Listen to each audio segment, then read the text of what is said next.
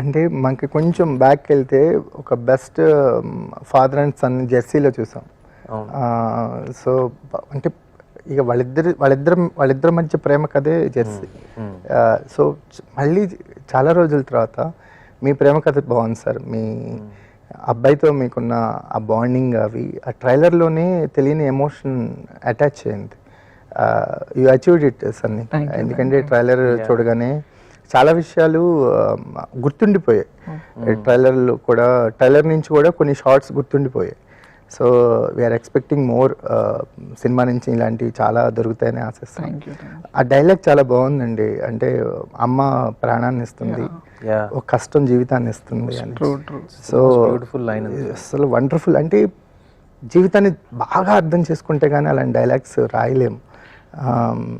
నాకు ఆ డైలాగ్ మాత్రం అది కోట్లాగా అనిపిస్తుంది. ఎప్పుడు మొదలైంది అలా అనుకుంటే నీ జీవితం? అలాంటి ఒక 3-4 ఉన్నాయండి సినిమాలో.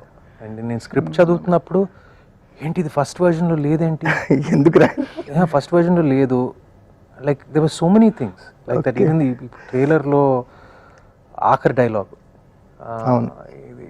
నువ్వంటే నేనంటే నీకు ఎందుకు అంత ఇష్టం, నానంటే సింపుల్గా చెప్తాడు, ఎందుకంటే నువ్వు నాన్నగా.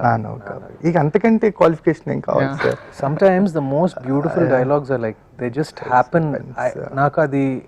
నాకు మళ్ళీ రావాలో అనిపించింది నాకు వెన్ ఐ మీమ్కి అది చెప్పినప్పుడు మనకి దాని ఇంపాక్ట్ తెలియదు. అంటే మళ్ళీ రావాలో ఒక డైలాగ్ ఉంది, నువ్వు నా దగ్గర ఉన్నప్పుడు ఇష్టపడతాను, దూరంగా ఉన్నప్పుడు బాధపడతాను, దానికి మించి నాకు ఇంకేం తెలియదు అంటారు. So it just became viral. It's a simple dialogue. In this film, like, you know, he has like 3 or 4 dialogues. ఒక మెచ్యూర్డ్ లవ్ స్టోరీస్ లిస్ట్ కనుక మనకి ఇప్పటి వరకు ఉన్న తెలుగు ఇండస్ట్రీలో తీస్తే మళ్ళీ రావ ఎప్పటికీ ఆ లిస్ట్లో ఉంటుంది సార్. ఎందుకంటే మీ క్యారెక్టరైజేషన్ గౌతమ్ రాసిన తీరు ఈజ్ ఐడియల్ క్యారెక్టర్. అంటే వాడికి అసలు స్వార్థం ఉండదు. బేసిక్ ఆ ప్రేమలో సెల్ఫ్లెస్నెస్ని పీక్స్కి తీసుకెళ్ళాడు మీ క్యారెక్టర్తో.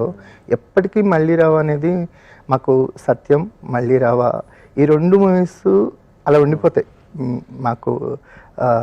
మీ పేరు చెప్పగానే 2 మూవీస్ అలా గుర్తుండిపోతాయి.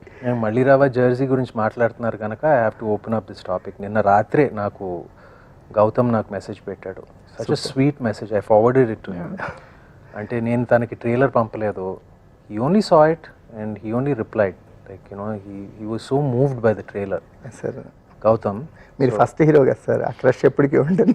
లేదండి, అంటే తనకి I know because he never reacted to any of my other films, like, you know, recent films or anything like that. Like he only sent that message to me yesterday and I was very touched because మీరు చెప్పారు మళ్ళీ రావా, so he messaged and నేను చెప్పాను, like, you know, people who saw the film,